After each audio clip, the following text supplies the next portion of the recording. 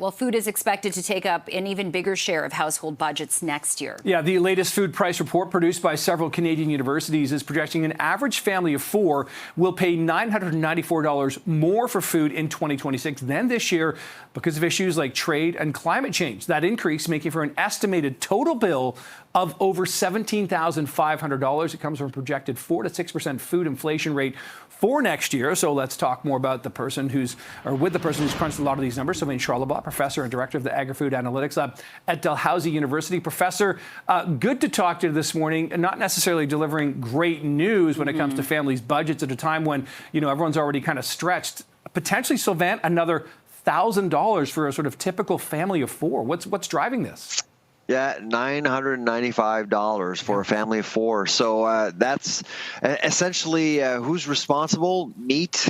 Again, last year when we spoke, you and I, we were predicting that food prices will go up by anywhere between 3 to 5% in 2025. We're at 3.8%, and meat was going to be the culprit. That's exactly what happened. We're expecting again in 2026 to see meat driving food inflation.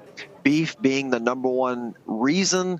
And of course, because of beef prices, people are so shocked, they pivot towards chicken and pork. We're also expecting prices for both chicken and pork to increase as well. The other section is the center of the store. So pantry goods, sugar, coffee, tea, dried pasta, sauces, nuts, all these things are likely to be more expensive, 4 to 6%. Okay, that is quite a bit. And Sylvain, in terms of the things, the prices where you estimated that they might remain the same or potentially go down, I guess that's the other area like produce, a few baked goods and dairy. Is that correct? That's right. If you like cheese, 2026 will be your year. So, hey, so for your charcuterie board, just skip the deli, just go for cheese.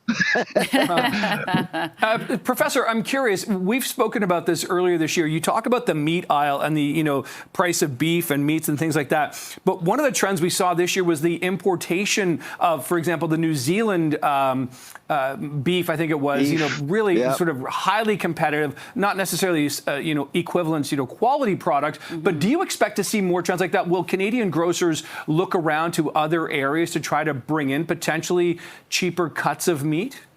Absolutely. Now we're not expecting Canadian beef prices to normalize before mid-year 2027. Whoa! And so we are expecting more imports. Of course, we've seen imports from Mexico, from Australia, from New Zealand. I don't know if you've tried them. I haven't yet. I've tried them.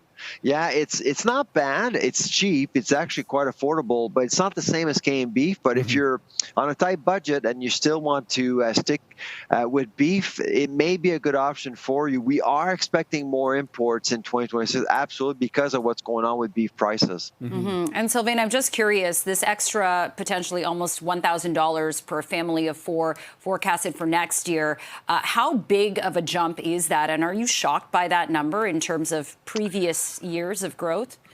Yeah, well, you guys have covered this report many years now. This is our 16th year, and so the 995 is the highest number we've ever forecasted. So the 4 to 6%, no, we've actually forecasted higher, but because we're talking 27. Food prices have gone up 27% in the last 5 years. It's on our report. So with 2026, we are expecting that percentage to exceed 30%, unfortunately. So it adds up over the years. And Professor, even looking back to a few years ago, the war in Ukraine sort of like the breadbasket of Europe, as it were, that was driving prices. And are we still feeling the ripple effects or impacts of that? Or has the global economy kind of, come around and adjusted to that?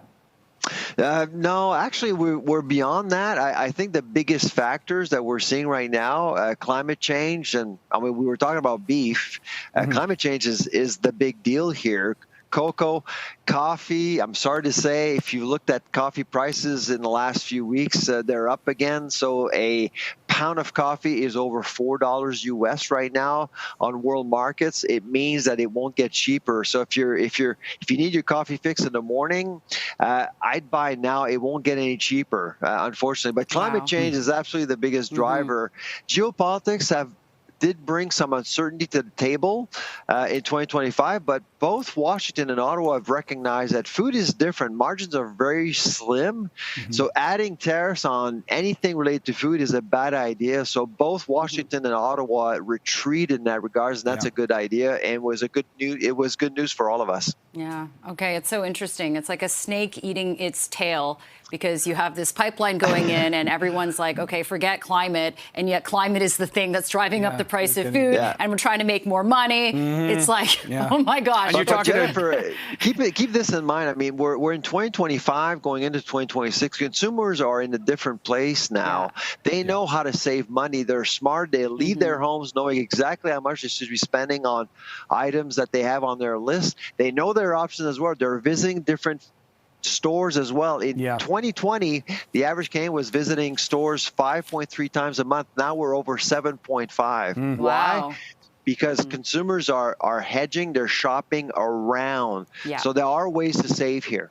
Okay, really appreciate this. Professor Sylvain Charlebois, Director of the Agri-Food Analytics Lab at Dalhousie University and author of the Food Price Report. Appreciate the time this morning. Thank you so much. Thank you. Take care. Bye-bye.